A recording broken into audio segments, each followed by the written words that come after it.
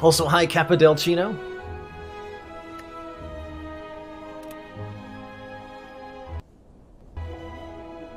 So, here's our bonuses. I think I'm going to look at the act first. So we've got Guardian, a really nice 16th floor elite here. Generally speaking, in Act 1 especially, though this is true in all acts, like the later on in the act the elite is, the more easy they're going to be. But no matter where in the act they are, they provide the same bonus to you, like a higher rarity card, gold, and a relic, of course. So this late elite will be a super easy relic pickup, probably, if we choose to go that way, which we are likely to, as long as the front half doesn't look too bad. I can get a store going into a fire, maybe an early elite off of that fire. And then we've got a really good path that hits 4 fires and 2 elites. Somebody was saying the other day that 4 fires and 2 elites was like the dream path, at least from their consideration, and I can't say that I completely disagree with that. It's a really good ratio that gives you a path that's like pretty safe, lets you get some upgrades down, as well as picking up relics. It's kind of ideal. Otherwise we're looking at doing something like 3 elites and 2 fires, and that's really spooky. So then, if this is my intended path, I want a relatively, like, this is kind of difficult, right? 2 elites, especially this early one, isn't that easy to beat. We're looking for we do get a shop. We're looking for a whale bonus here that's going to provide some immediate consistent bonus. That's not high risk, so like not trading the boss relic or not losing current hit points as a downside. So we want to see things like common relic offered to us, we want to see things like maximum hit points offered to us. Possibly transforms are okay. But here are the actual options. We can remove a card from the deck, that's fine. 7 max hit points is one of the things I said I was looking for. Or we could lose all of our money to get 2 random colorless cards. Now that is exactly the sort of gamble that we don't want to be making on a path with 2 elites. Not that I think this is a good choice anyway. Those colorless cards choices can be, I think, really fun, potentially. Like, you say maybe 1 in 1,000 times you click on this option, you're gonna get, like, Apotheosis plus Hand of Greed, or something ridiculous like that. And you're gonna have a really unforgettable run. But most of the time you're just gonna be at a disadvantage. So I really like the idea of what you can get from this option. I don't ever see myself wanting to click on it to try to get that reality to occur. Which is a shame. But if I ever start playing this game like purely for fun and not trying to win, then I would absolutely click on bonuses like that way more often.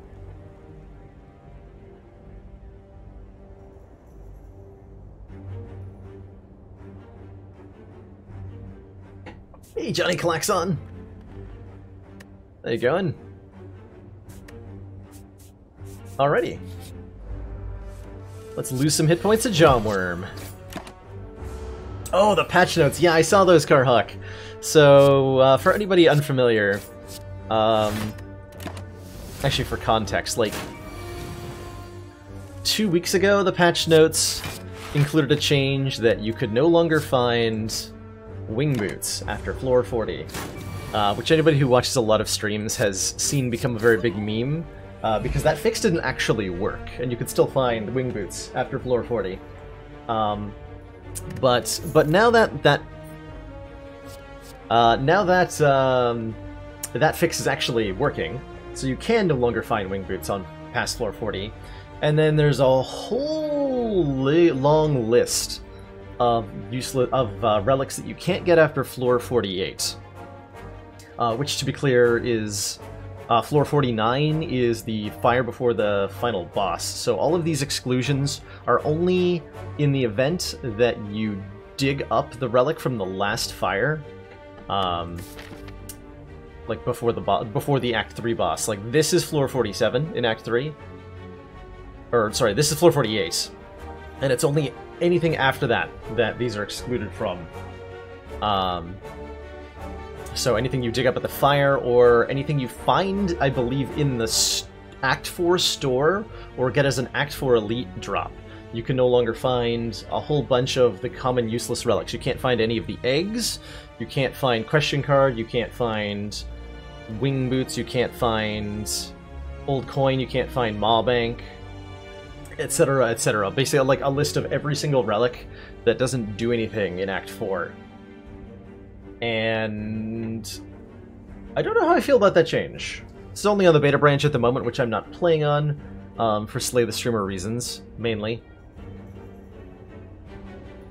But I feel like these changes, like, they're helpful, right? They will objectively make Act 4 easier, because you have a higher percentage now of getting a relic that is relevant, as store offerings, as the Elite drop, and if you happen to dig at the last campfire in Act 3, that's also, I guess, benefited.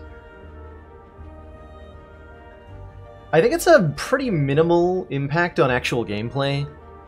I don't think it's going to make too much of a difference, but it will make Act 4 a little bit easier. And from a philosophy perspective, I mostly disagree with it, in terms of how a roguelike is supposed to operate. Kind of the basic premise of games like this, roguelike games, is that you're offered a pretty random environment with a lot of random factors, and you're being asked to make sense out of that randomness and find a pattern that lets you advance. I don't know. It feels the game is kind of balanced around the idea that you get dead relics sometimes. Happens in Act 1. Should there be a restriction from letting you get Matryoshka from the first chest because it doesn't do a goddamn thing right away? I don't think so. So we don't put any restrictions in other areas of the game. I don't know, it doesn't make sense to me to limit this particular thing. But it will eliminate the feeling of like, oh, I got this relic. This is what I got as the last relic. I almost skipped my card because I forgot I had a card choice here, by the way. Totally almost went to the next floor. I think we're not yet at the level of rolling with the corruption meme that we think it's an okay floor 1 pick, at least certainly not against Clothesline, which is a really good, attack card, which we want in order to have a chance at the Elite here. So I believe I take Clothesline over Corruption. I'm curious, like, if Clothesline is instead a card I really don't... If Clothesline is Flex instead, and my options are like Flex, Corruption, Heavy Blade, do I take Corruption here? I actually have no idea. I think we're pretty much at the point where I might do that, because Corruption works so well with so many things. It has been pretty goddamn reliable at showing it can beat the heart.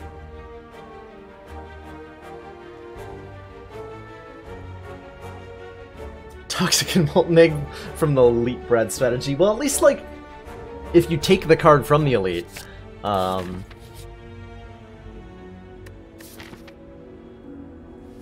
wow. 275 gold for a curse, 1 floor away from a store.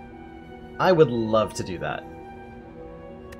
Corruption would be a dead card for Act 1. Yes, Carhawk. The idea is that it becomes a dead card, like, surprisingly not quickly. Like, as soon as I find a copy of Shockwave, Corruption is already a good card. Yeah, this is super worth. We go roll into that store with enough money to buy a rare relic. That means if we see a dead branch here, we can buy it. We did not see a dead branch. We did see the Shockwave that I was talking about. We see a lot of things that we're going to be picking up here. Actually. Huh. Ooh, man, what am I doing here? Is a great question. So... Alright, let me talk about all the things that are good here. Card-wise, Shockwave is a nice little card. Applying Weak and Vulnerable to all enemies at the cost of 2 mana is typically worth it. Inflame to gain 2 strength as a power. Get some strength gain going, this is great. Removing our curse is of course good. We've got 2 good relics on offer. The Red Skull. If our hit points are at or below half, we have 3 additional strength. Really, really powerful relic here. on the higher ascensions, you often find yourself below half. It's a pretty easy place to get to, and 3 bonus strength is huge. There's also the orange pellets. Whenever you play in a power, an attack, and a skill in the same turn, remove all of your debuffs. Which lets me do a lot of things, as long as I've got powers in the deck. There's a lot of harsh debuffs in the game. Dark Shackles is a really good card. This is a 0-mana block 9 at worst. And at best, it's a turn of invulnerability against so many enemies, including that dreaded multi-attack from the heart. It triggers a lot of exhaust synergies for Ironclad as well, so it's even better there. Master of Strategy to just draw 3 cards, again triggering Ironclad's exhaust synergies. This is a pretty dang good card too. This is not high ascension. Oh man, 15 is now in the mid ascension range, is it? That could be accurate actually, depending on whose definition you use.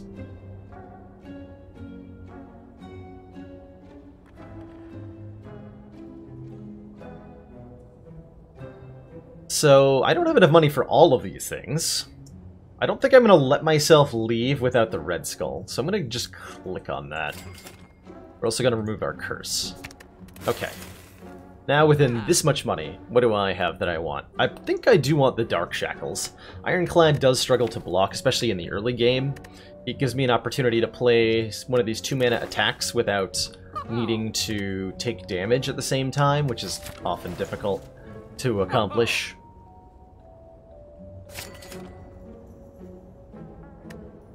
I also like the Inflame, because strength gain is pretty good, right? It's not the best source of strength gain. I would much rather have a spot weakness than an Inflame pretty much all the time, but... well, not all the time. Like, unless there's given any neutral game space, I would prefer the spot weakness over the Inflame, but you give it any sort of power synergy, like Bird Face Turn or Mummified Hand, and the Inflame becomes better.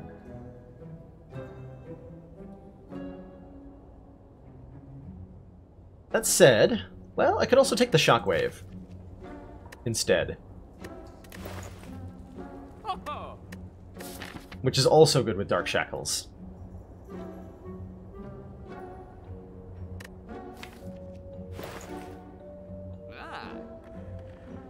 I'll take the Shockwave. They're both in commons. Yeah, I'll take the Shockwave here.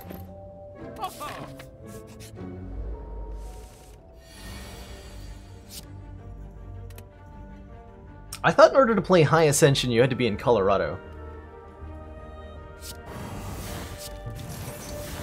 I think I'm definitely taking 2 here. Yeah. Especially given that we're currently in the range of damage we'd be healing up after the fight anyway. Boop. Yeah, actually with a bash, a clothesline, and a shockwave in the deck, we're getting consistent weakened vulnerable uptime on all enemies, which is really nice.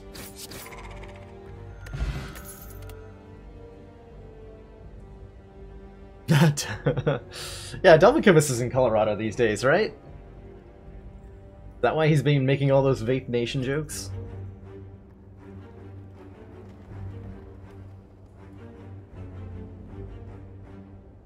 Thinking of the code for this game is terrifying. If you want to see it, Heisenberg, you should ask Chronometrics next time he's in chat. Our resident modder slash community jokester. He's been deep in the guts of this game, and he's actually been able to, like, occasionally I'll ask Chrono in the Discord, like, hey, can you, like, dig through the game's code to tell me what the chance of getting a potion after combat is? And he's done that, so he knows all about it.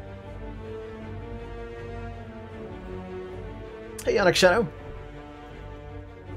So, Shrug It Off is a really good block card, yeah? Yeah. That's really all I need to say about that. The code readily available. The whole thing's coded in Java, so I'm pretty sure you can just decompile it. Whatever that looks like. Oh, I gotta do math on if I can shockwave. It goes down to 4 and 6, so shrugging would take 2, which I'm okay doing, again, because we're at full health. Which is a weird place to be at. I'm so unused to being here. Why am I at full health?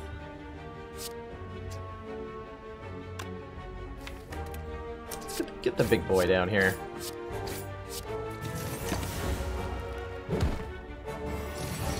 I've also never had Dark Shackles in the Act 1 Easy encounter pool before, so that's another weird feeling. Again, still in the full health range, so I can just not take the damage.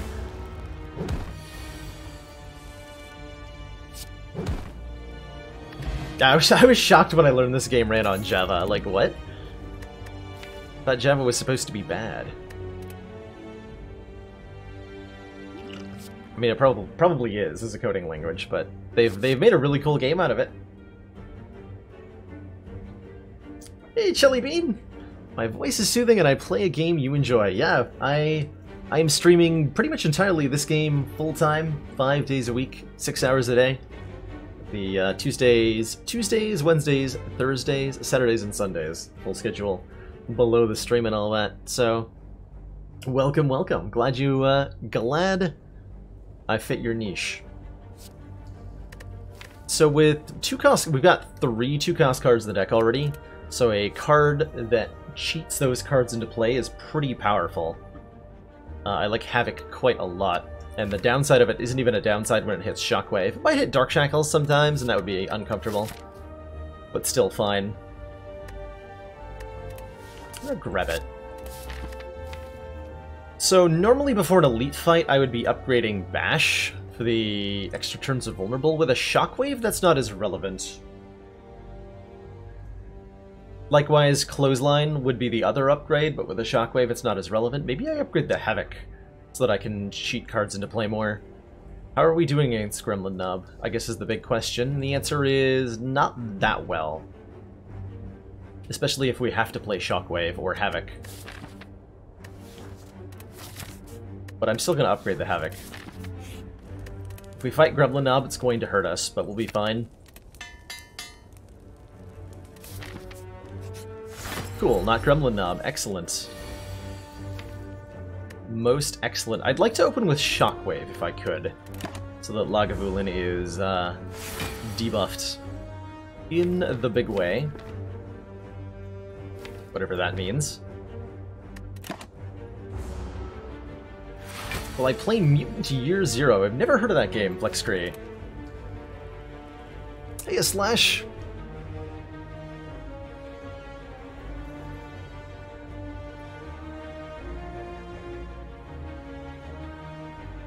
So, we lead our Shockwave, we do 1 damage, and wake him up, because he's gonna be a weaky boy anyway.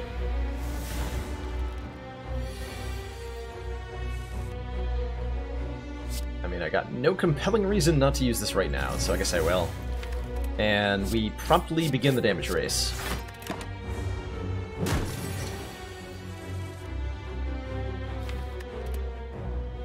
Definitely okay with anything Havoc hits here.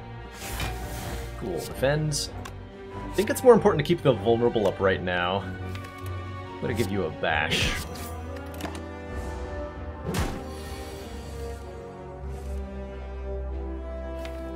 Yep, definitely okay Havocing any of that. Nice, got the clothesline. Lots of damage. I would like to draw a card here to get one of these out of the pool. So this is my hand next turn, that's fine, I guess. 7. It's not going to be vulnerable next turn, so my strikes will deal 5. Okay, so I should start doing math for lethal here, if I want this to go well. Found me through Slash, awesome! Shout out, let's give a quick shout out to Slash SP there. If I can type his name correctly. There we go. Pretty sweet streamer, does a lot of Isaac Racing, Binding of Isaac Racing, as well as some high-level Slay the Spire play. So if you're looking for roguelikes, Slash is a really cool channel.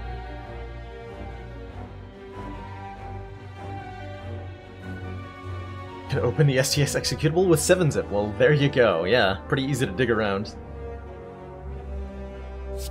Okay, so 39 health. We've got 21 damage in hand. That leaves 18. These are dealing 5 each, so if I draw 3 strikes next turn, I still don't have lethal with an explosive potion. which means I would need to Havoc an offensive card, probably. What would Bash plus Strike be? 7 plus 7 would be 14 damage. So again, not enough without the Explosive Potion, which I'll probably use. Lycanthrope will be swinging for 20 next turn. So can I block instead? Yeah, because currently the plan is take 15, use the potion, kill next turn. If I attack twice, we deal 7 less, so the enemy has 25 health instead, which we cannot do even with the potion, so we need to strike 3 times here to even have a hope of killing next turn. And it's definitely a good thing that we gambled on that. Because otherwise we're taking 20 no matter what.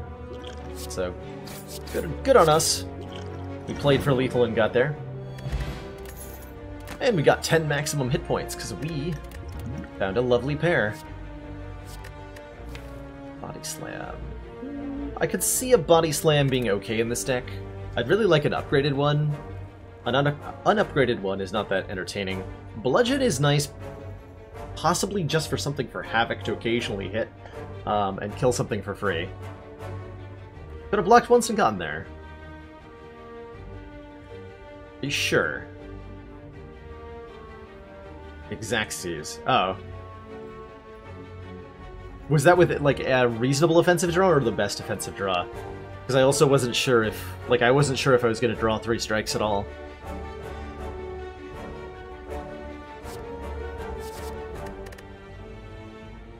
Yeah, having Bludgeon is good. Bludgeon Plus is good in general. I could upgrade that to Bludgeon Plus and we just crush our way through. Do I really want to... Man. How much do I actually want a Bludgeon Plus right now?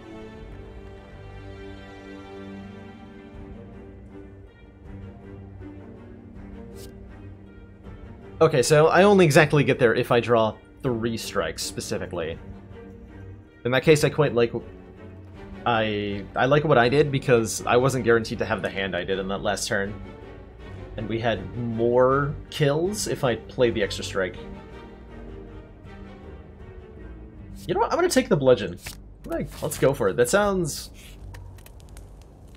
like a great card to have on the 8th floor. Bludgeon Plus. I don't know how I'm going to feel about this card on the 28th floor, but I'm really happy to have it right now. Whenever we obtain a curse, increase our max HP by 6. Well, we already took the 1 curse. We're probably not going to be taking many more. I can see this being a reasonable place to grab the Sapphire Key. It may turn out that the Periap would have given us some health, but got no way of knowing that.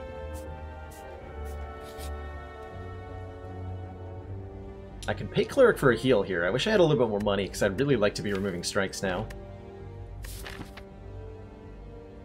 I don't think I need any more health. We're fighting Guardian? Yeah. I don't need your healing, Cleric. I'll take my gold.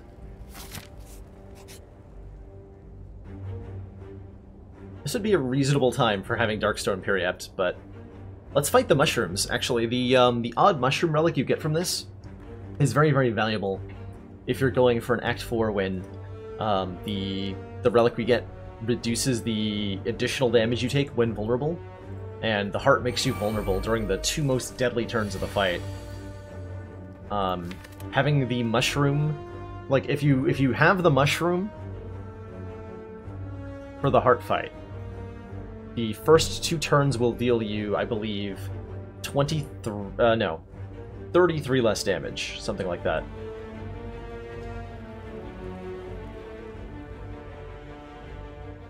Which is a lot. It's a ridiculous amount. Alright, well, we're definitely playing Havoc and just living with the consequences here.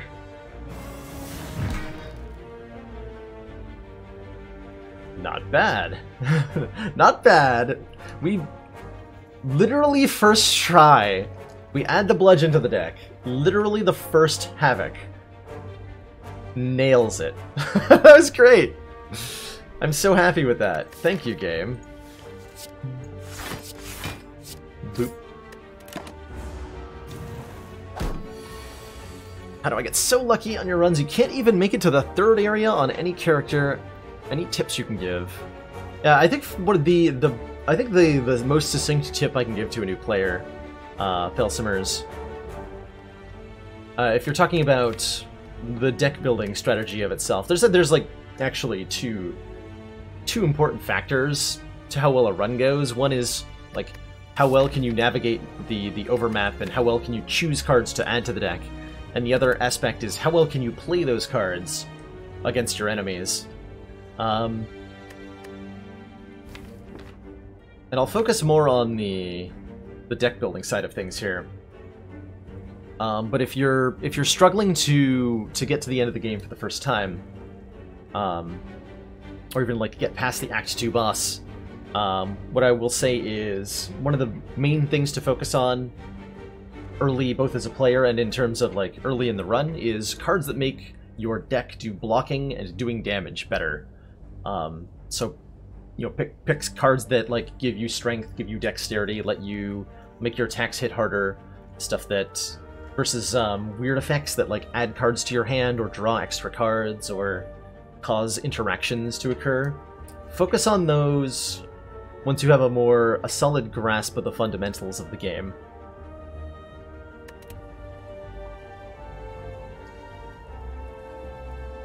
Well, let's see what Shrug draws, because I'm going to need some block here. That's a lot of damage headed my way. Okay. Well then. So I have a steroid potion. Although I'm actually only taking... Actually, if I Dark Shackles the front guy, I'm taking frickin' nothing here. Yeah, just full block. Cool. Well, I'm down for that. Thank you, Dark Shackles. Another good demonstration of why this Dark Shackles is a solid card to pick up from a store, I think, early on nowadays. Especially if you're going for the heart. Like, it's great against the heart, but it's also, like, really good early on. It's a 0-mana block card, and it's letting our Ironclad get a lot of work done here.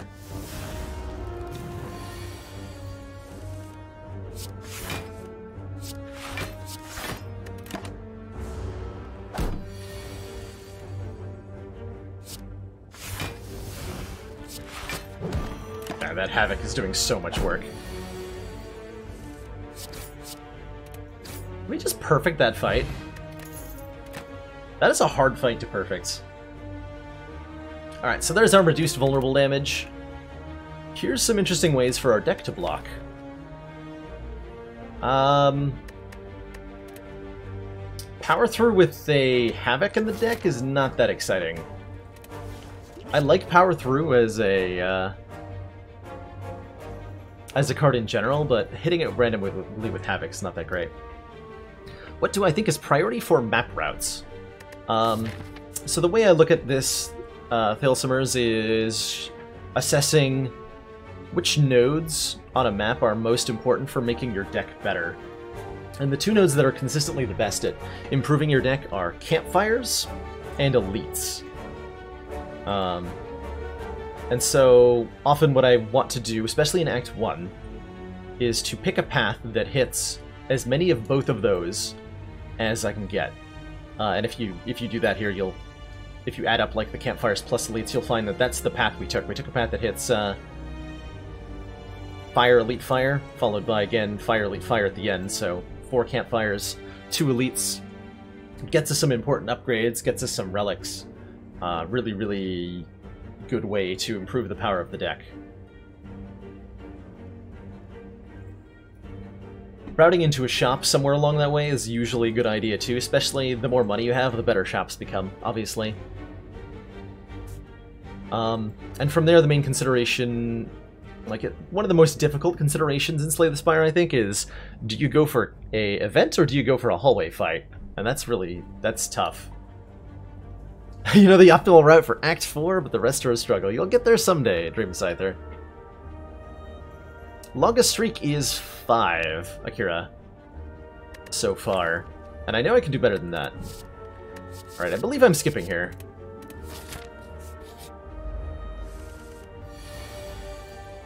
Yikes.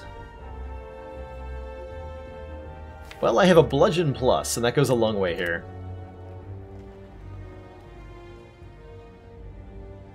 Hey, a Welshman.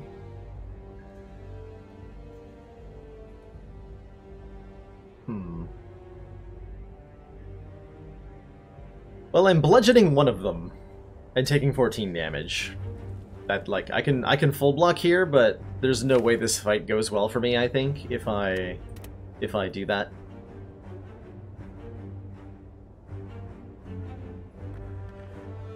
I think rather just deleting one of these two enemies. How do I think Power Through compares to Mark of Pain, considering they have comparable downsides? They actually... There's a very important distinction between their downsides, Rockle Spartan. Mark of Pain, you start with 2 wounds in your draw pile. Whereas Power Through adds 2 wounds to your hand, which then go to your discard pile. And this is very important, because one of these means you will draw the wounds much sooner than the other. Power Through doesn't cause you to draw wounds until after you shuffle your deck the next time. And in a lot of fights like this one, a hallway fight, like by the time I shuffle my deck, this fight is over.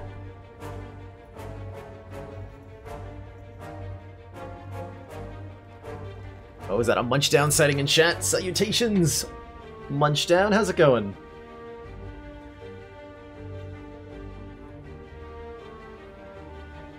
Deck with Mark of Pain and Power Through, but he had Dead Branch Medkit. Well, that's just silly. You can turn your statuses into other better cards at will. It seems like a good thing. Yeah, so there's no way blocking is gonna work well here. I think I'd rather kill the Slaver. This guy has much higher damage output than the Slime. Let's just boop him on the head here. Get a blue waffle emote. Go to your room, Dream Scyther. It's inappropriate. Oh yeah, especially considering this is A15 and the slimes are like, attacking. What is that? How do? Something order there.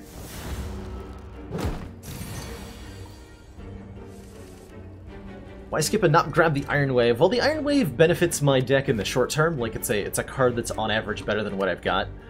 Iron Wave in the long run is just a card that generates 5 block and, you know, if I have strength, does some damage. But I don't know that that's a card I necessarily want in the deck later on in the run. The hell? Barricade.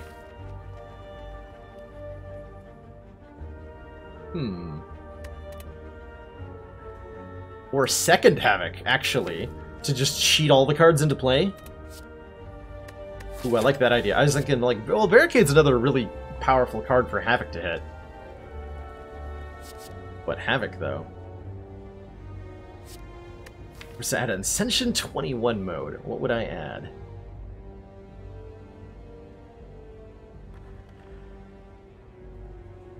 Your floor 1 encounter is always Jawworm.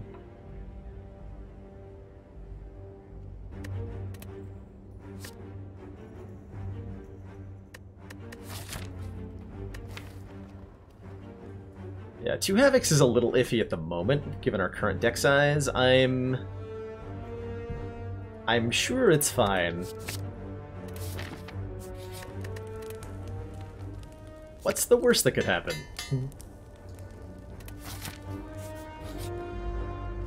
Oh yeah, we also have 2 upgraded Havocs for Grumblin' Navi Boy here.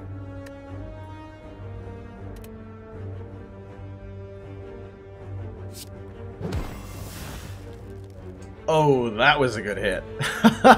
Thank you. Oh, thank you. Well, I guess I don't need to use my potion now. I was thinking about it. But Havocing Bash on turn 1? Sweet baby Jesus. Oh, I was really hoping I'd see Basher. Or Bludgeon, excuse me. Okay, dealing 9 puts you at 1 more than Bludgeon will deal? Well, that's rude. What? I have 1 off? No. I can't math at all. Never mind. that's 45 and 42 are definitely not one off from each other. I don't know where my head was at there.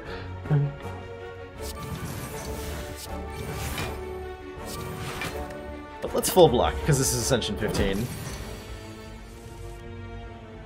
Alright, well, Havoc could hit Shockwave or Ascender's Bane. If it hits Shockwave, then Bludgeon kills. If it doesn't hit Shockwave, then I'll use the Steroid Potion. Seems fine to me. Ah. The disappointment. Hey, Battle Trance! Draw 3 cards for 0 mana.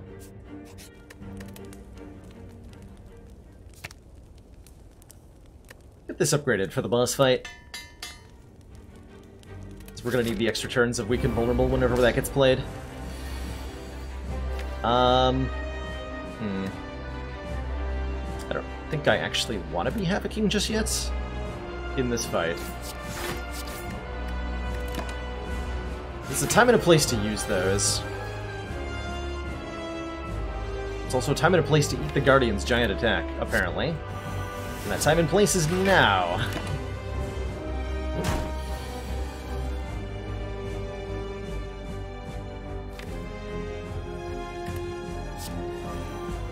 Okay, well I can Havoc Bludgeon if I want to here. I don't believe that I actually want to. Because I would like to play Bludgeon more than one time this fight. Oh man, Frozen Eye with 2 Havocs. Now that'd be a relic I'd be happy to see. Let's keep him vulnerable for longer. Hit him with Bludgeon next turn here. We'll be weakened, but... Bludgeon. Boop.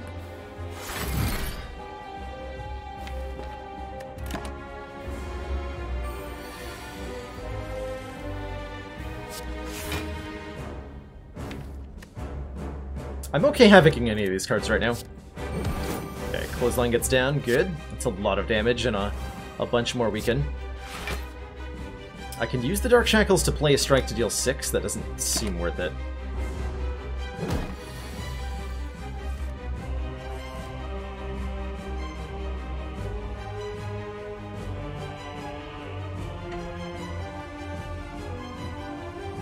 This is the beginning of another Snecko Eye adventure. I would definitely take Snecko Eye. The whole reason that Havocs exist in the deck right now is to accomplish what Snecko Eye would accomplish all the time.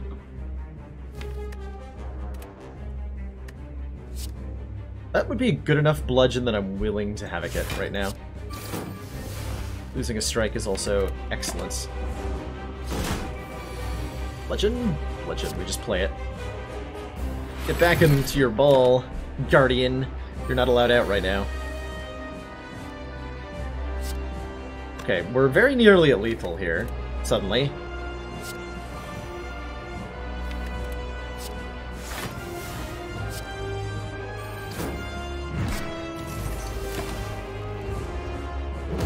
Turns out all we had to do was play Bludgeon 3 times and we win the fight.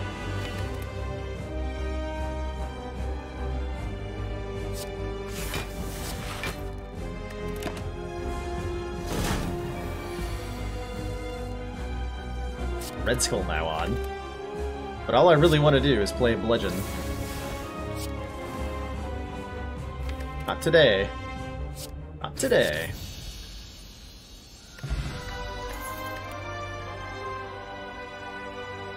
Offering Immolate Reaper. Not the cards I was hoping to see.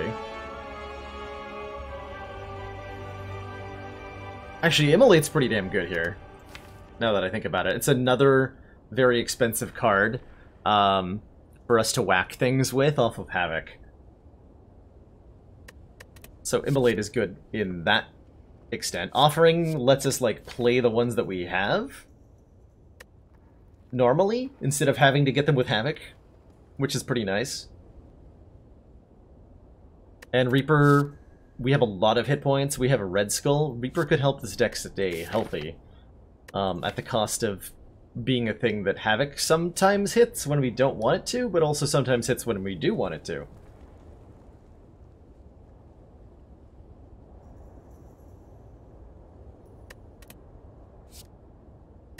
Immolate's a pretty good card. Especially in terms of, like, killing elites in Act 2. So I would very much like it. I would say Immolate is good basically through the entire way of Act 3. Like, if we're talking about Act 3 elites, Immolate is damaged perfectly, such that it instantly kills Reptomancer's daggers, which makes it an extremely valuable card for that fight. It's really good in the double Orb Walker fight if you end up there. It's very good at killing all the little shape things in that act. It's very good against Darklings, which a lot of decks have trouble with. Actually, I don't know what I'm supposed to take here. I feel like Offering has got to be the more consistent choice. All of these are totally valid. I have no idea what I want. Give me all of them, please.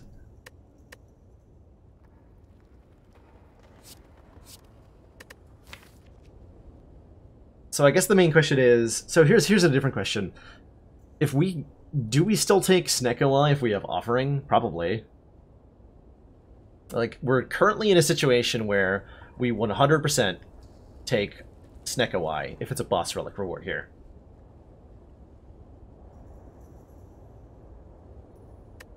And Offering doesn't change that. Immolate and Reaper both make it more so that I want the Snecko. There's currently no AoE in the deck, and we have AoE like vulnerable, so the shock, like, we're dealing 42 damage to all enemies. Yeah, I'm gonna take the Immolate. Okay. There are some other options, but we have Snecko now. This is why I talked about it beforehand, by the way.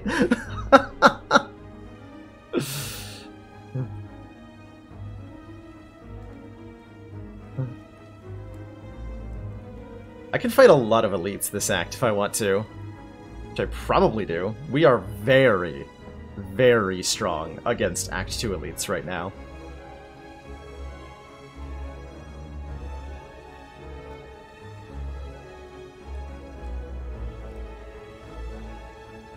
I don't get a lot of campfires, though. Snecko has been on my... Or I have rather been on Snecko shit list lately. I don't know why, but it's been happening.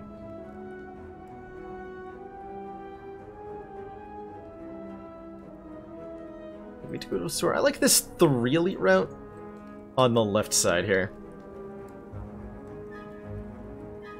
Didn't even see the other options. I believe it was Lizard Tail Ectoplasm, but I also didn't see the other options, honestly.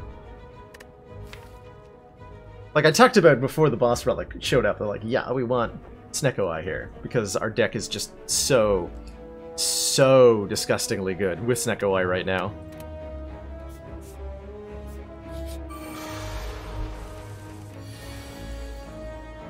As I'm sure you are all about to see.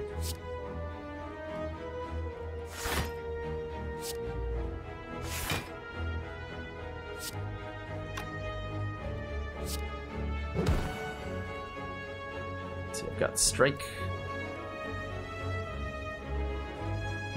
Playing Havoc, right? Yeah, we're playing Havoc. Okay. Good turn.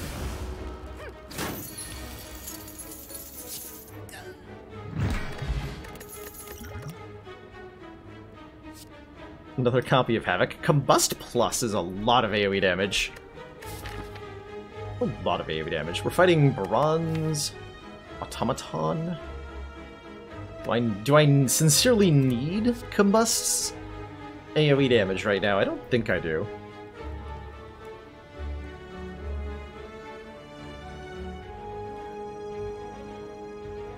Snecko Glory is one of the only reasons you sub.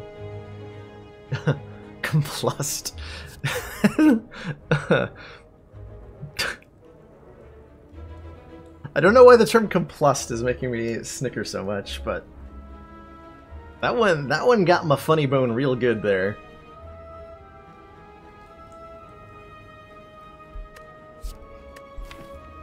I think we're perfectly okay just doing the Snecko Eye thing of, like, we want to be skipping cards, like, way more frequently than we would without Snecko Eye. Because we're waiting for the really good ones. Oh, heck yes, I'm reading this book. Don't even need to think of... Oh, yeah! Oh, dear. Oh, my God. Oh, my God. Alright, so the first attack that is played each turn that costs 2 or more is played twice. If you've never seen this relic before, allow me to demonstrate exactly what it does. Oh, I really wanted to have a kill here with it. It's 12 damage? I don't need to take 12, do I?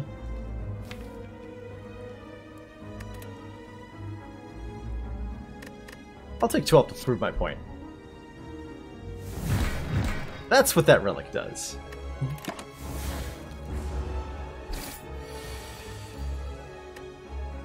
Also with Snecko Eye, this is also what the relic does. You can play strikes twice. So like Perfected Strike is just a card that does 18 damage? I don't know if that's good enough. Evolve might be good enough though. We do add burns to our own deck, and we redraw them relatively quickly. And card draw is pretty good with Snecko Eye. Although, actually Evolve's not that good with Snecko Eye, because like, you could only draw up to 3 more cards per turn. You're already drawing 7, you can't draw more than 10. So what does Snecko Eye do? If you're a new boomer, so what Snecko Eye does is... Actually, I'll get into a fight and I'll better explain it. This will be easier to show off when it's doing stuff.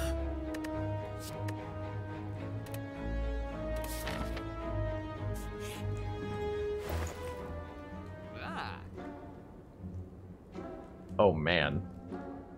How hard do I meme here?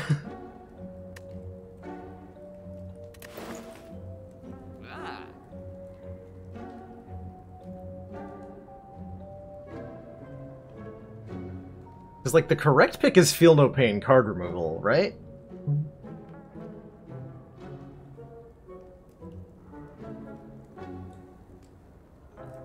We have a lot of exhaust in the deck already. We have a lot of exhaust in the deck already. We really want the Feel No Pain.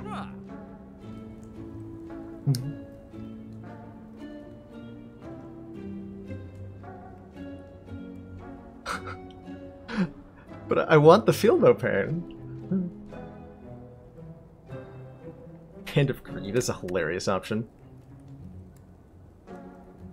Shard makes it so the Act 4 Elite can give a minus focus. Excellent. We wouldn't want our Bludgeon to be dealing 41 damage instead of 42 against the Elites. That would be terrible.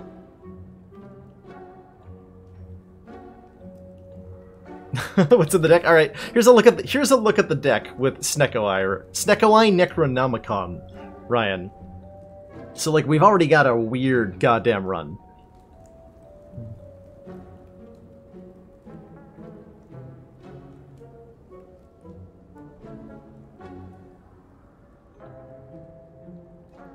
And like no matter what I pick here, we're going to Act 3. Because if you put this deck in the Act 2 boss fight right now, it will win. So, like, we get through Act 2. No problem. No matter what happens from here.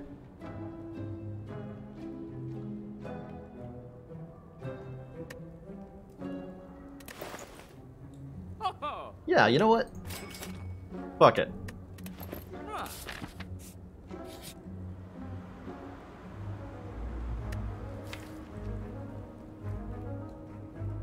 I don't think I take this curse, though. Ride is pretty bad.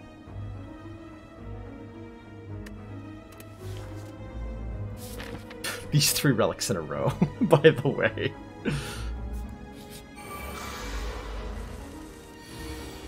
Hello, Gremlin Leader. Hey, Carney Magic, cheers! Shard Hype, find some claws. Yes, that is definitely a card we want right now. Is the claw.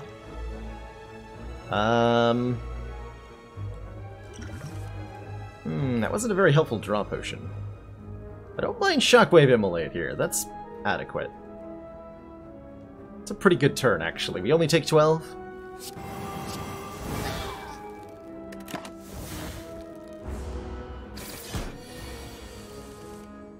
Aha! We have won the fight!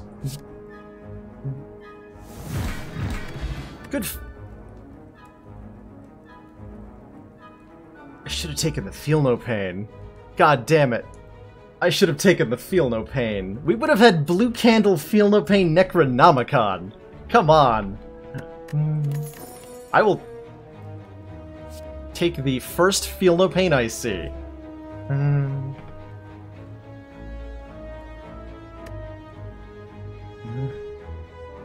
None of those say Feel No Pain on them.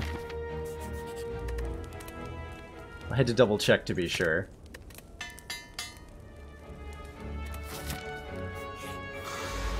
Alright, hello, Book of Stabbing.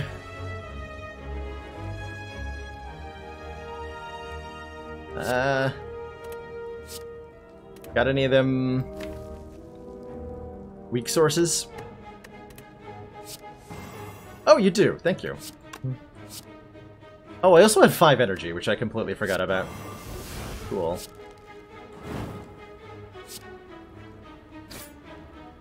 Now, normally here we would have a difficult choice between playing the 1-mana strike or the 2-mana strike, but with Necronomicon, the 2-mana strike is just objectively better here. Huzzah. Hey, problems! May I draw your eyes to the last 3 relics the run has acquired? And what just happened there? On screen. Oh, hey! Blue Candle Centennial Puzzle! We have an actual combo. Sort of thing. This is a pretty good card with Snecko Eye Prismatic Shard, I feel. So I'm gonna happily take a Predator here. The Boot! Oh boy, I'm sure glad I skipped that, I skipped the Darkstone Periap, didn't I? I would have rather taken that and gotten the 6 hit points. Yeah, Ryan, you showed up just in time for whatever this experience... Oh, yeah. Hey, there it is! Is there anything else I want more? Nope. Ha ha ha ha! Alright. Excellent. Excellent, excellent, excellent. Alright. So I was asked earlier, what does Snecko Eye do? And I didn't actually remember to answer that question, so I'll answer it now. Snecko Eye makes us draw 2 additional cards each turn, so you know we've got 7 cards in hand here instead of 5. But each of our... we're confused, so whenever we draw a card, randomize its cost. Each of our cards here costs a random amount between 0 and 3, equal chance of all the results, instead of what they would normally cost, which is bizarre and confusing. Just need a Rupture. Yeah, Rupture would be good. Rupture would definitely... Do I Shrug and then play the Havocs?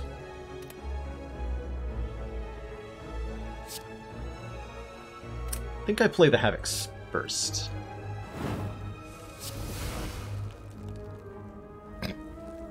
So that actually just showed off one of the things I can do here. We've got the Necronomicurse. We can play it to lose 1 health, which causes Centennial Puzzle to proc here. And then, since there's no escape from the Necrocurse, it goes back into your hand. And we can play this as many times as we want. It's not going to draw me any more cards, because the Centennial Puzzle only does its thing 1 time, but...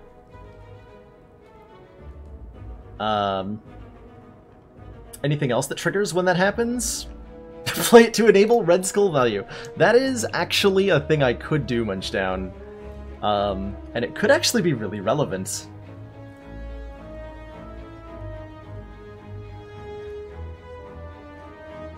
Like a nice challenge would be to start a new slave slot but climb ascensions by only beating the heart from 0 to 20. That's a cool idea, Meggers. I actually quite like that. Sneaky Teak.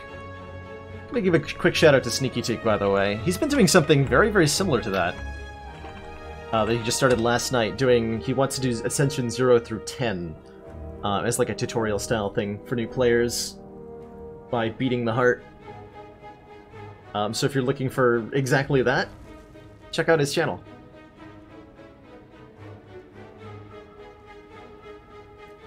So do I just Havoc again here? Let's see, I have a very high chance I'm going to hit an attack, so I should probably play Shockwave before I Havoc. Or am I using Dark Shackles to block the Sheld's Parasite damage here? Because I could just hold on, I could do Dark Shackles Shrug and take no damage here. I would like to do that, please. One of those, please.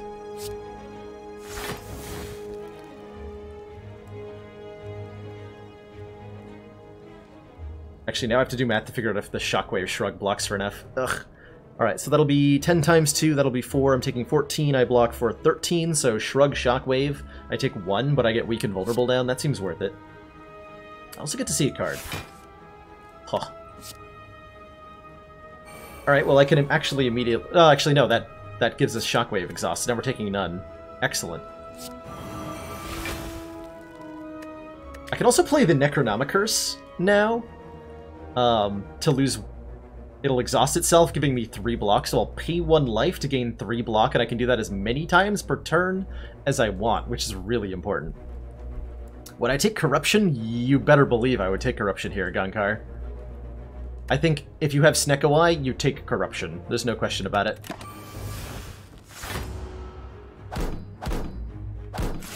It's direct hit points, it's not blockable, otherwise it'd be an infinite block combo immediately, which that'd be a little ridiculous. What is this, 40? Yeah, that's enough. Okay, good fight. Sunder seems good. That's all I have to say. Sunder seems good.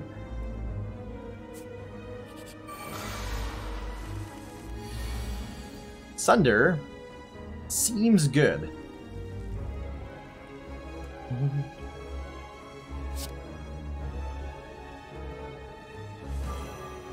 Oh hey, free bludgeon also seems pretty good, huh?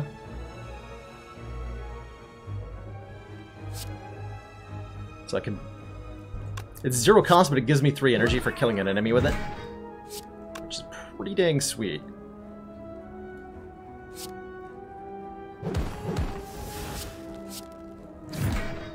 Do I want to draw more? No, I've got no mana left. I could draw more cards by playing either of these curses, but... whatever.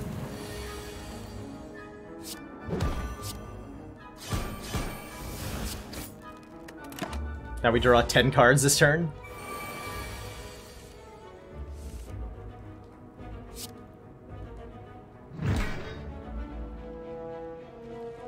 Yep. Ornamental Fan! Alright, every time we play 3 attacks in a single turn, gain 4 block. This is gonna be like most turns. This might as well say Threaded Needle on it. That's what it's doing for the deck right now.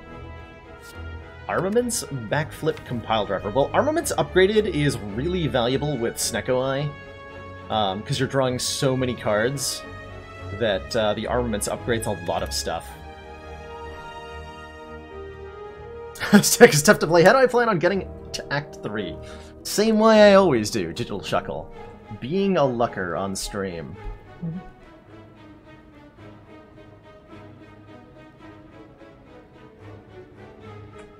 I think I'm going to take the armaments here.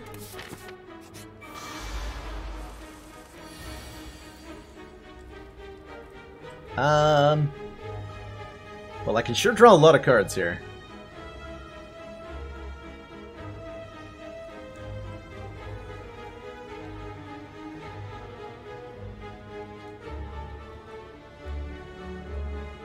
So it might look like we're about to take damage, but we're not. We're not about to take any. We probably actually kill this turn. We just don't know how yet. Am I upgrading the Feel No Pain? Probably not. I'm gonna figure out if I need to Armaments Feel No Pain to get optimal blocking here. No, I'm gonna kill by next turn. So if I want additional block, I Armaments the Defend. So I'm gonna play the Feel No Pain. And then I'm going to draw off the Ascender's Bane here by playing it with the blue candle before I play the Battle Trance, so that I can look at even more cards here. Cost me 1 hit point, but I think it's worth it. Yeah, in case the cards are shit. Then I can draw even more here. Hey. 36 times 2 is not a kill. But if I upgrade it, is that a kill then? This becomes 32, which becomes 48 times 2, that will kill. So I Armaments Sunder. Play Sunder twice.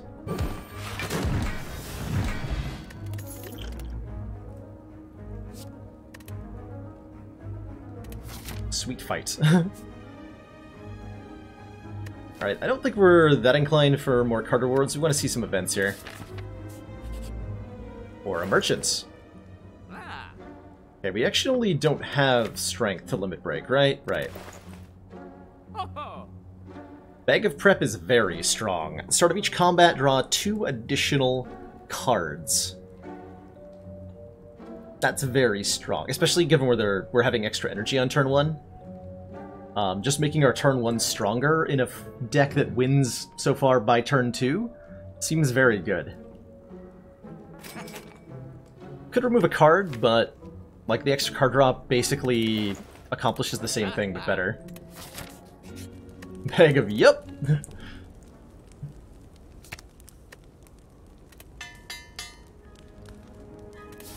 Why does Ascender's Bane draw a card here? Because of two reasons. One, Blue Candle makes me able to play a curse to lose 1 hit point and exhaust the curse.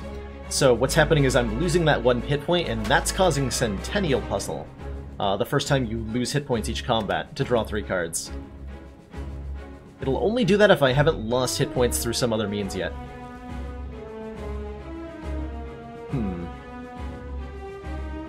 I would like to do some damage, please.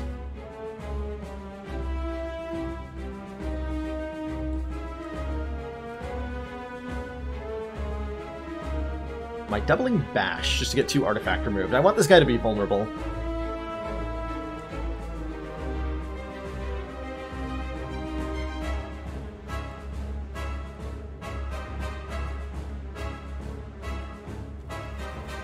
That card was only attack, so I can't double up on the Feel No Pain, otherwise I'd be much more excited about this costing 3.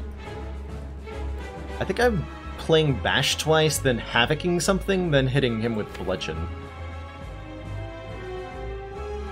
And I hope the Havoc isn't Immolate, mainly.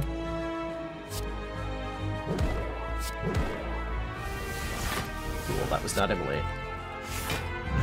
Told you Ornamental fan said, thread needle on it. Okay, I've got a lot of card draw available to me here. I'm gonna use the Ascender's Bane just to make room in hand here and draw more cards.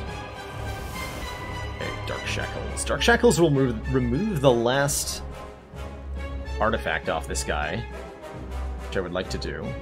Or if I can figure out how to do that otherwise, I can block with the Dark Shackles this turn.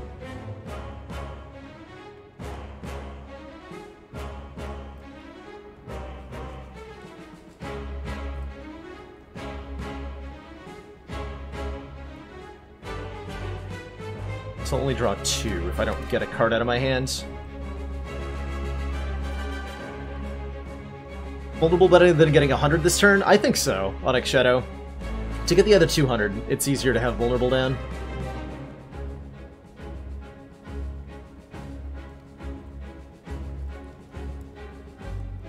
I could Dark Shackles first and then Battle Trance. That isn't really what I want to do. Right? What I'm going to do, though. I didn't draw the frickin' Shockwave. God dang it. Alright, well I still have armaments into defend, take only 3, and play Immolate.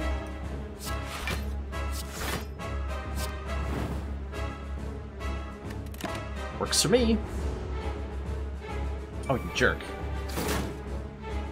That's gonna be regular cost when it gets back into my hands, too. Which is okay, because I have a Sunder Plus.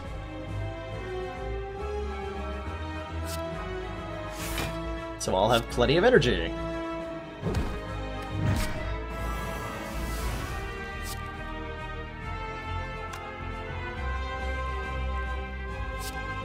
Play this twice. Play this once. Play this once. Play this once. Good turn 3.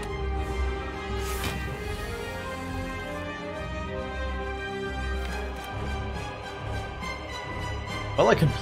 I do have a way to block. If I want to.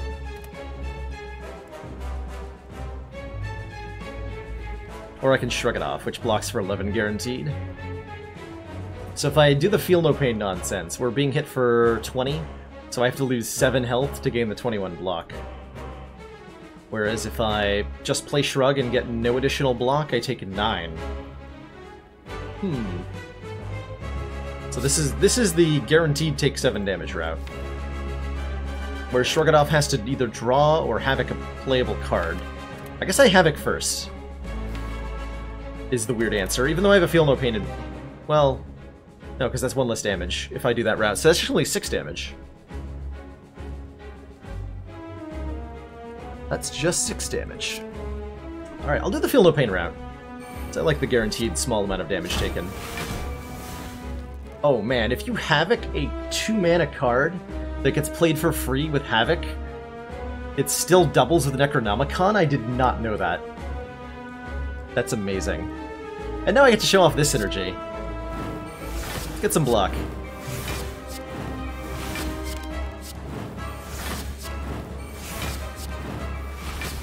Now we have block.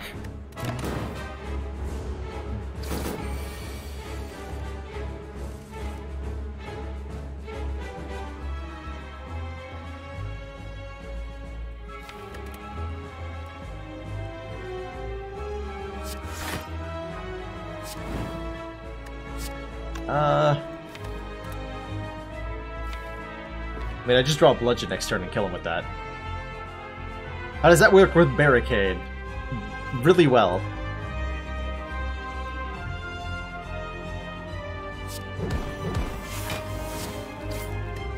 Really, really well. This deck would take a Barricade in a heartbeat, by the way.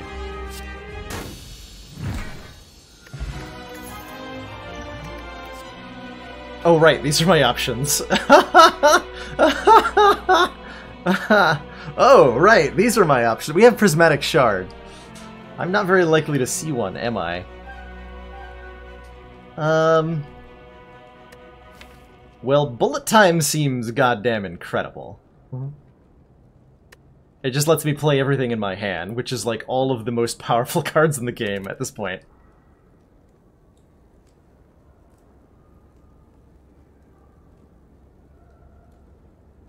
Apotheosis with the Armaments Plus is way less exciting. Like we already have a way to upgrade cards, and it's not nearly as good as the Apotheosis. But that we have it means Apotheosis is less good to take. I'm gonna grab the Bullet Time here.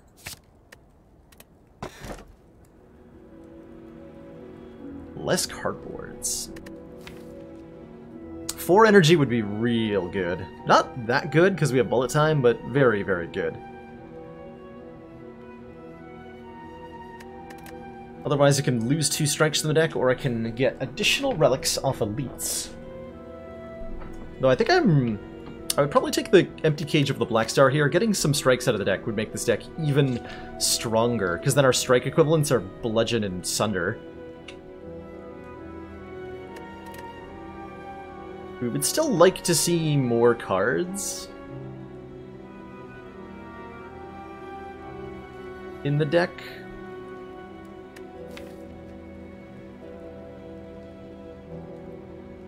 Right, it's honestly hard to want a 4th energy with the Bullet Time in the deck.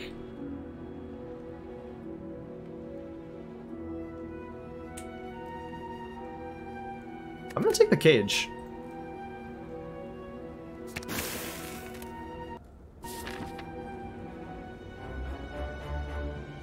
Just to make, and then by having the Cage, we now draw the Bullet Time more often.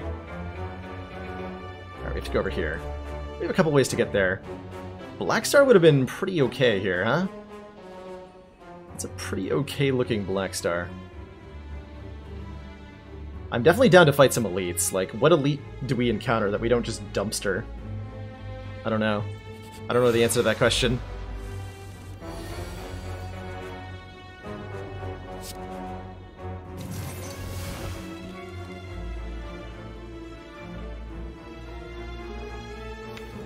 I'm sure I just kill you, right? Should have actually played the blue candle there. Here's our bullet time.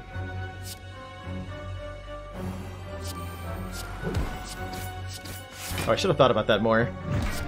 I might have had a lethal there. His bullet time turns off Necronomicon.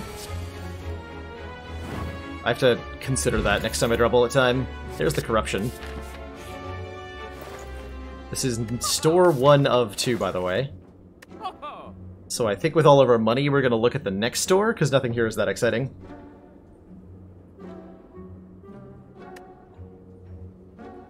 Nothing here is that exciting.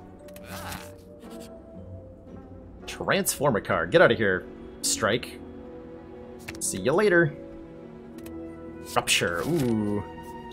Do I want Rupture that badly? Yeah, I probably do.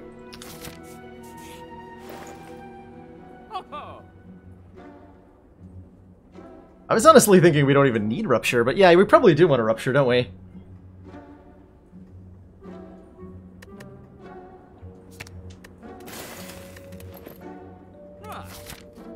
That would be... we could trade 1 health to 1 strength whenever we wanted.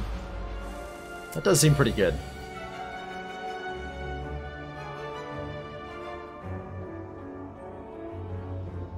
Okay, I can set up a Thunder Kill to get 3 more energy here.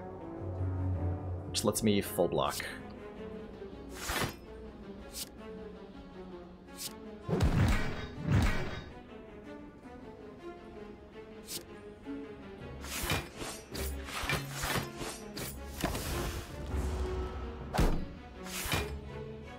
Cried on the inside. Cry every time.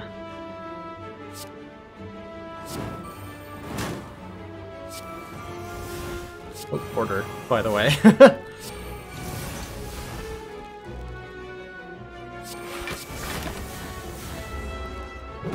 So having corruption in our deck lets us override the whole our cards cost random amounts things when it comes to skills, which is very, very potent. Oh, did that in the wrong order. Not that it matters, apparently. Good fight.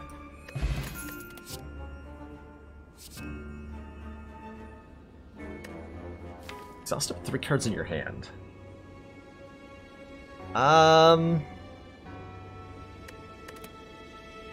Meh? Hey, Isolated Beast. Things are going well. Having a good time streaming today. We have a very wacky Ironclad deck going. Boot Pummel? I mean... like, yeah, that is an interaction that we have. Like, Boot does make Pummel do 4 times 5 damage, which means Pummel does 20 damage. But if we look at the cards in our deck, most of them do more than that. Or do better things than that. So even though, like, 20 damage for 1 mana is really good, it's not as good as the stuff in the deck. So we don't really want it. Commander, we've just received the support of another council Problems member. IRL! Welcome to the council! Thanks so much for that tier 1 sub. Good to see you hanging around. Let's give a quick shout out, by the way, to Problems IRL. Another awesome streamer. Been on Twitch for many a year at this point. Streams a lot of Slay the Spire these days. Used to stream Isaac a while back. Really cool, dude. Fight some Elitia.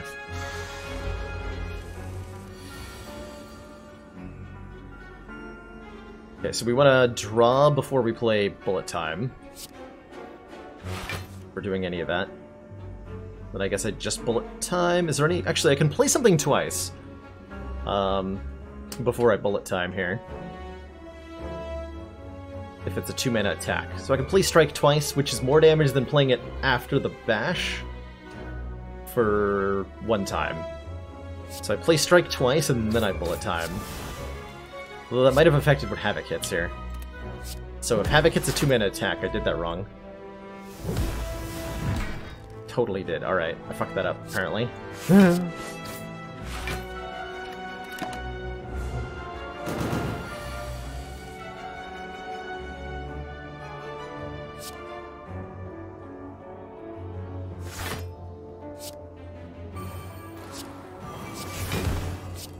I've got the boot! For Nemesis. Good on us.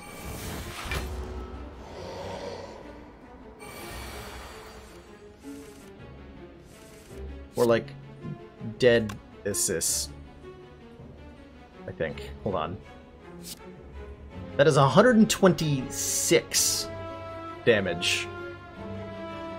That's one die. I can do that math. That is not lethal. It's not quite, anyway. How do I find the lethal? If I bullet time, I'm no longer playing bludgeon twice. But that's more damage, actually, so bullet time is still lethal here. Yeah, bullet time is still lethal.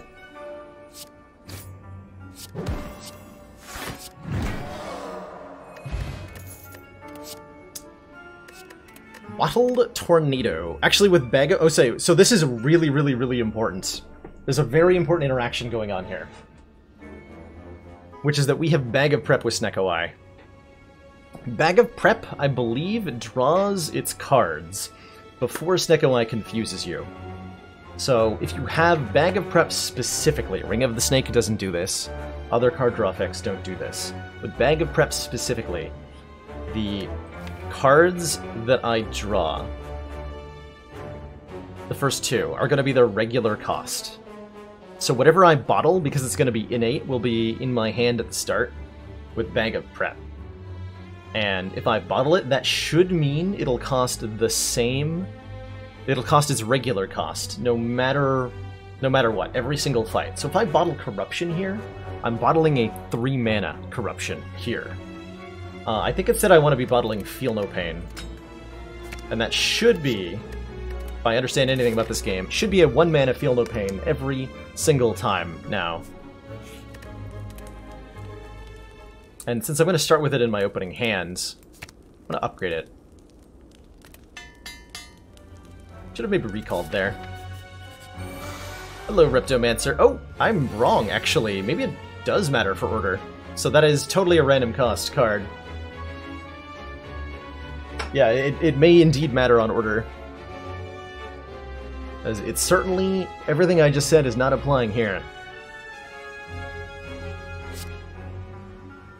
So I'm just going to go ahead and play Corruption immediately. That sounds great. Does matter the order. Okay, so Snecko Eye first is where it... Okay, yeah, I would apply in order. So Snecko Eye confuses me, then I draw with Bag of Prep. Noted. That'll play twice, that Immolate. I don't want to lose my Shrug, but I will draw. Okay, nothing exciting.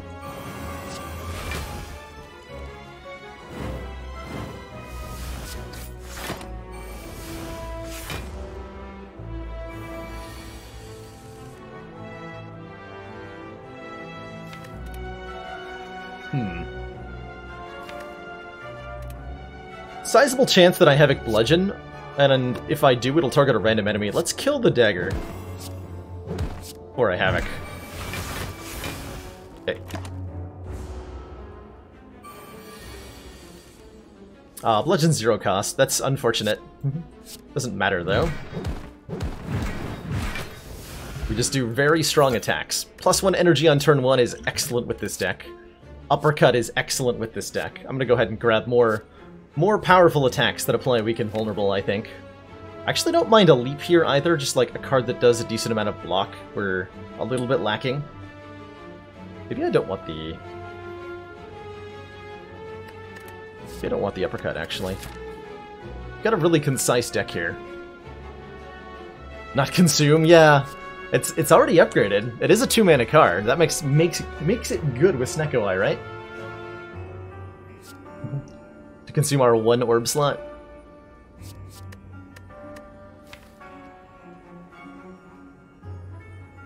I'm having a very hard time with this.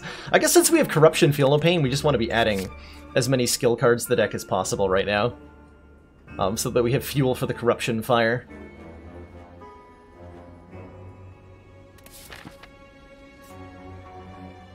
Energy Potion seems better than a Fire Potion in this deck, now that I think about it for 5 seconds.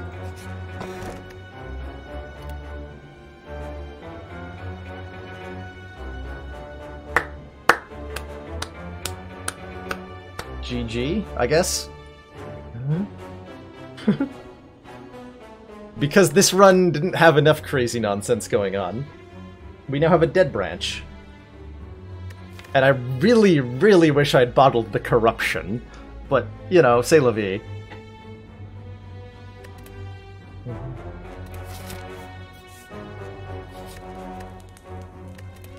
Let's go to recall now. Because I think the only way I can screw this run up from here is by forgetting to recall.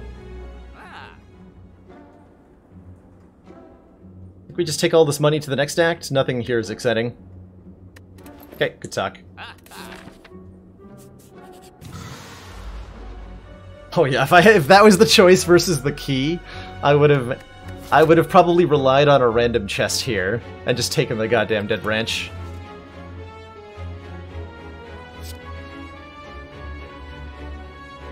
Seems like a pretty good turn one we've got going on here. What you got for me, Havoc? Card draw. I like card draw. Okay.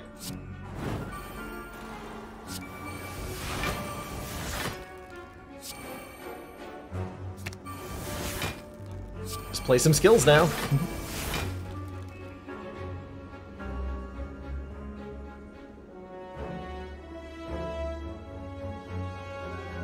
Now what? I don't have a kill, unfortunately. We've run out of skills for the skill fire.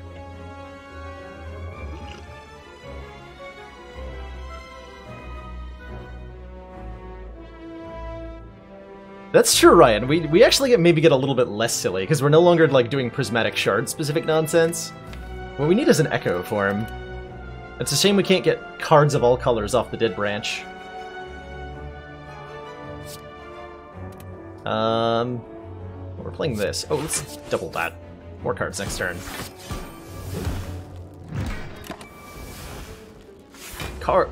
Thank you, Dead Branch.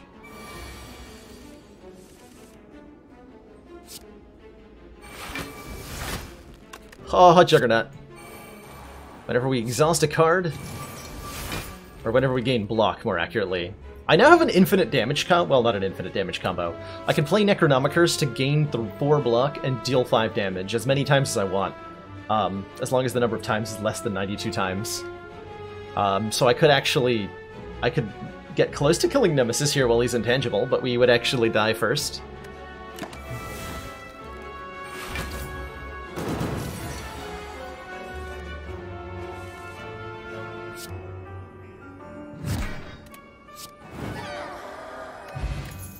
Okay, +1 strength. That'll make our bludgeon deal 43 damage. Adrenaline seems great. Gives us energy, draws cards, and exhausts, and it's a skill, and all of these are things that we want in our deck. So we're gonna grab that. Kill him with the boot. Well, boot doesn't proc Juggernaut damage, so it wouldn't make that work, unfortunately. And now that we have Dead Branch, by the way, we can always get a Rupture off of it, so we can do that again. Seems like a pretty good turn.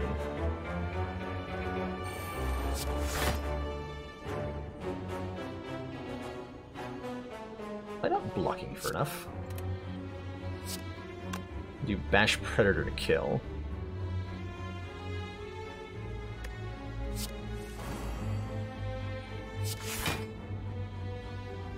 The block 18.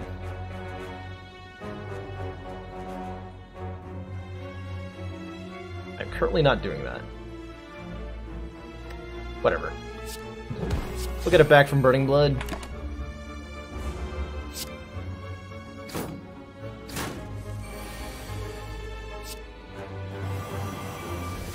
Okay, probably... Oh, I'm okay havocing, as long as I get a little bit of block going here.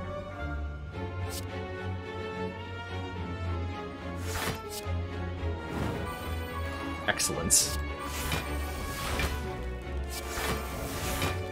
See, there's our rupture.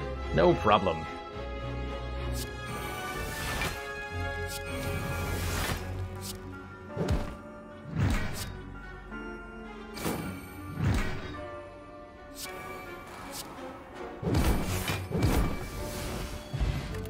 God.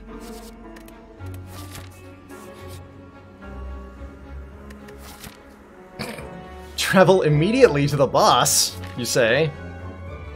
Let me think really hard about that one. No.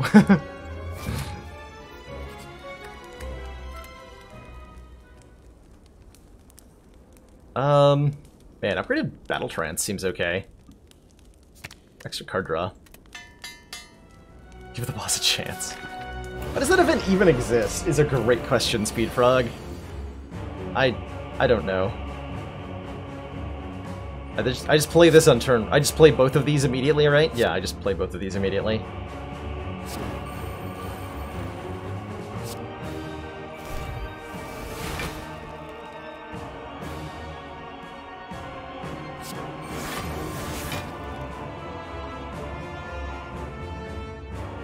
I would like to make him vulnerable.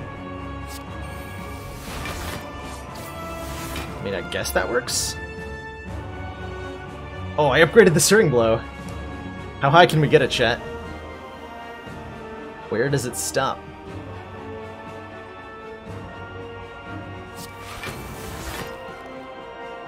I should probably play 5 more cards this turn, huh? 1, 2, 3, 4, 5? Yeah, I can do that.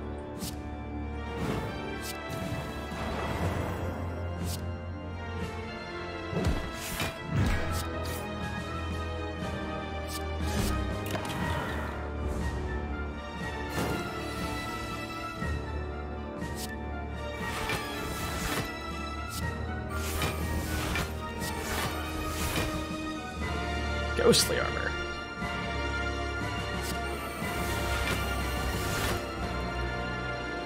I guess I'm playing another 12 cards this turn, huh? Might as well. Seems like a kind of might as well thing. Just keep going until I'm done. Come on, Body Slam.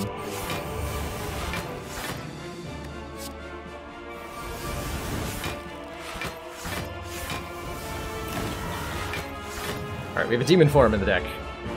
Good job.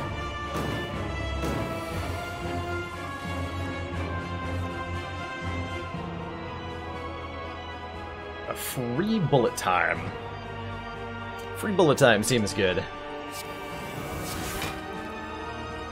So this gets played twice for 46 times 2. So I want to play that first before bullet time. I can play all the rest of the stuff.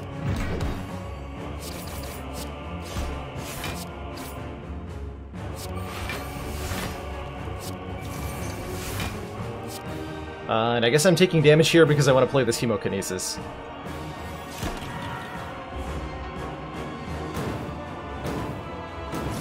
Alright, now Tammy's trying to heal himself up, but we're just going to go ahead and kill him with Searing Blow instead. Rip! GG. Well, that was a heck of an Ascension 15 run. What do I even begin to say about whatever happened here? The bullet time has been incredible, by the way. Like, Prismatic Shard was worth it just for the bullet time. Let's see how it does in Act 4. I have to imagine pretty well.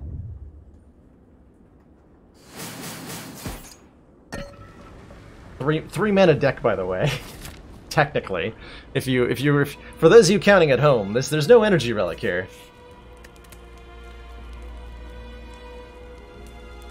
Someone asked me if I'm a god. Say yes.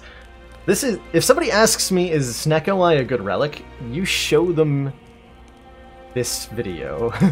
You tell them what happened here today.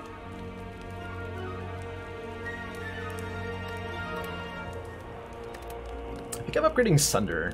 It's another important upgrade to have. Lantern and T-set are energy relics, that is true. Oh man, another Feel No Pain. Seems incredibly powerful. I mean, like, I can just kind of do whatever I want, right? Another Feel No Pain does seem incredibly powerful.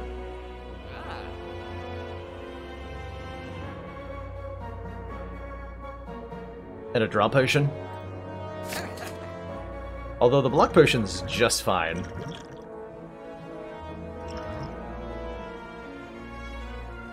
Give me the draw potion over the energy pot then. Hello! Welcome to your doom. Oh man, look at this opening hand. This is a hell of an opening hand. Choose your bracelet and a meal ticket. Yes, the two relics I most wanted to see. Here at the end of the spire. So this will make them vulnerable. I don't care if they're weak, because honestly they're not going to get to attack me.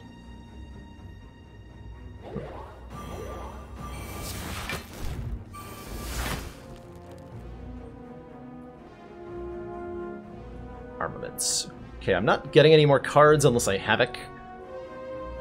Legend does get played twice, for 64 times 2. And it gets played twice, which means I can play Bludgeon and just kind of delete this one here.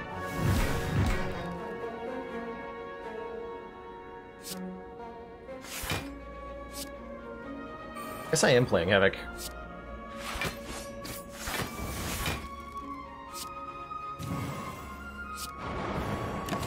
Okay, good turn 1.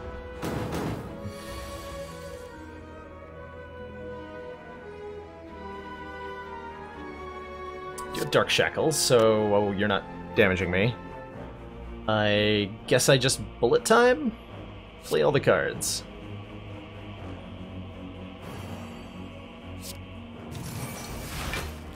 No reason to play that.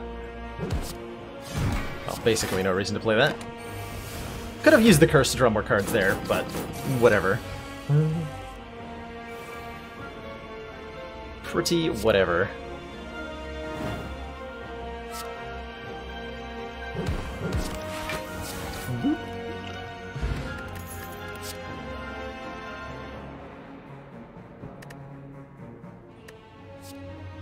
Double energy? Double energy seems hilarious, actually. I'm gonna take a double energy. Times 2?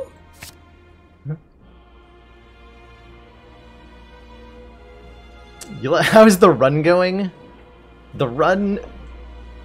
Yeah, let me just show you how the run's going, actually. It's going. It is definitely doing that. Alright, I'd rather have more control over when Centennial Puzzle triggers, so I think the first thing I'm going to do is play Shrug here. To block the Beat of Death on the heart. Now I'm going to play this Feel No Pain. Yep.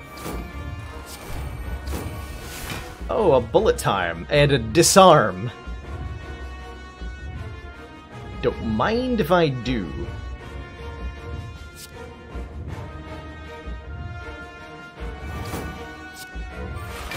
Get everything upgraded. Just like debuff the shit out of this guy.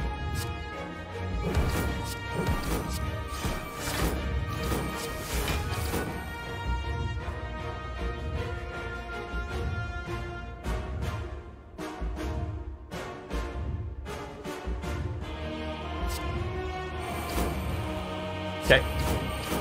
Oh, get the other Feel No Pain into play. Excellent.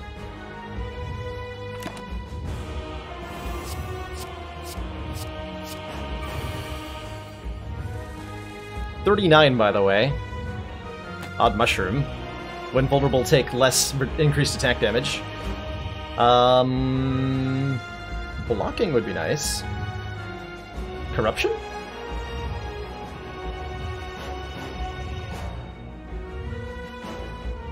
I am trying to streak Constipated Puppy, yes. That's exactly what I am trying to do here. Against the heart of all things. I would like to draw some cards. Namely this one. Can we make that happen?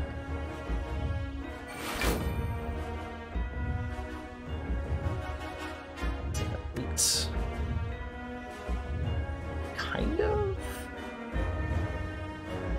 Not really. Guess I could play the other regular defend.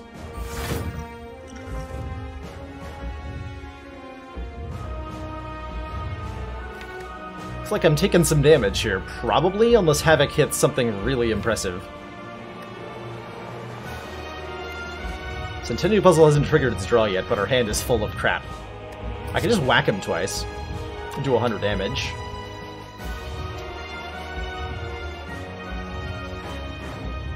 Seems relatively mediocre. Okay, I guess that was our turn.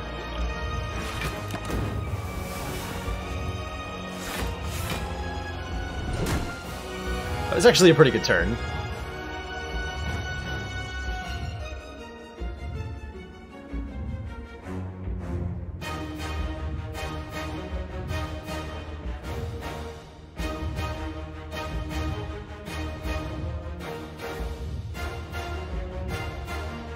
Zero times 15, and we have another disarm for next cycle. Not that we're gonna need to get to next cycle. I'm pretty sure this is where we play Corruption. Is that what I just lead with? Take 1 beat of death damage. I could defend first to prevent that. I might as well.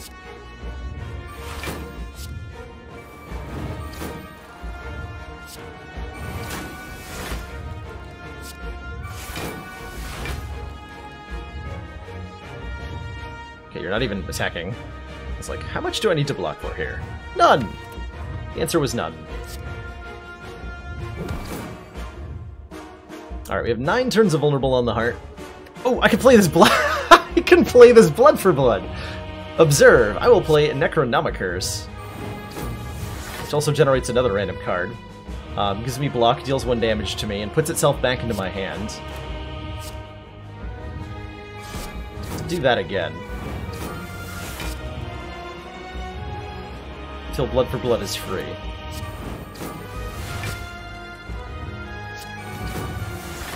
Oh, hell yeah, I'll play another Feel No Pain. Are you kidding me?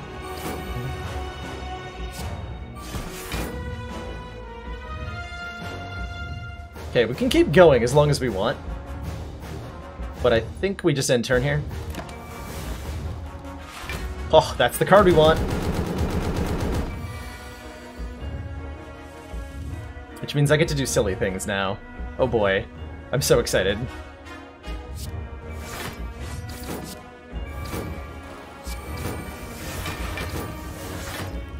Oh boy, am I excited.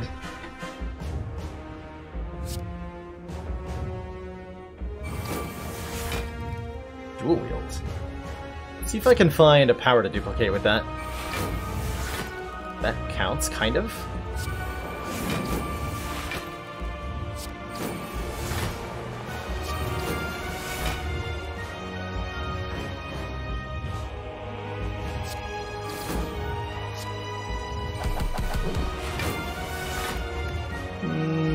Play that.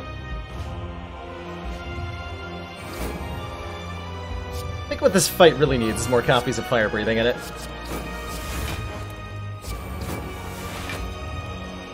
Oh, I can make them upgraded.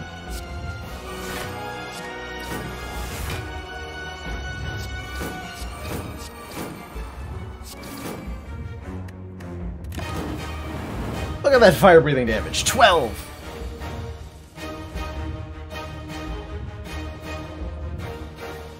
We have 134 block. How can we get more than that?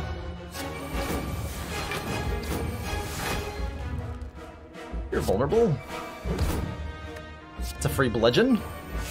Guess I start to do damage now, huh? Trench. Alright, hold on. We can go deeper than this.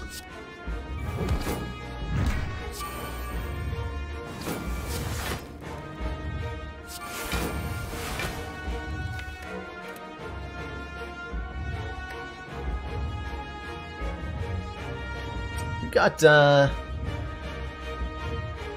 got some artifact there, Mr. Hart.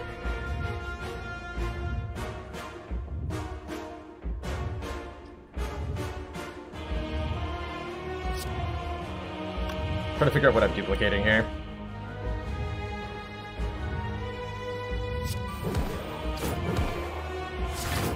I could use this on a multi-attack turn, but at this point, it does not matter.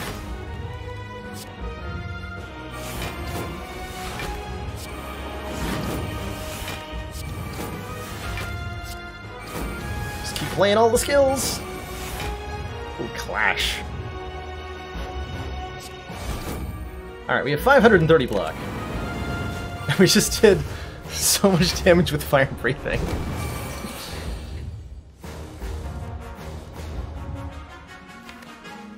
Where's my Necronomicers? I would like that card now, please.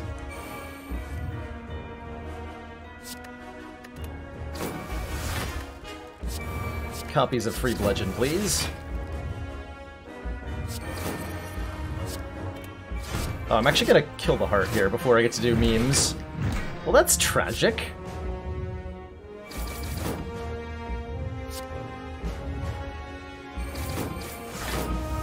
Oh, but on the plus side, we get fire-breathing lethal here. GG! I don't know what happened for the last hour and a half. Like, we picked up the Snecko Eye somewhere at the end of Act 1, and like my brain no longer needed to focus on anything other than memes here.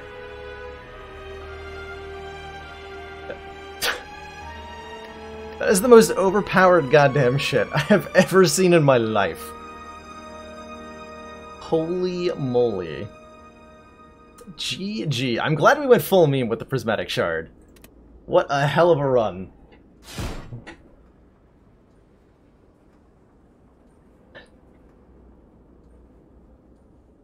Yeah, like, right, Ryan Hunter, like, what does it take to stop that kind of deck? I know... Like, we have to get really far into Endless Mode before this starts to lose. Like, really far into Endless Mode before this starts to lose.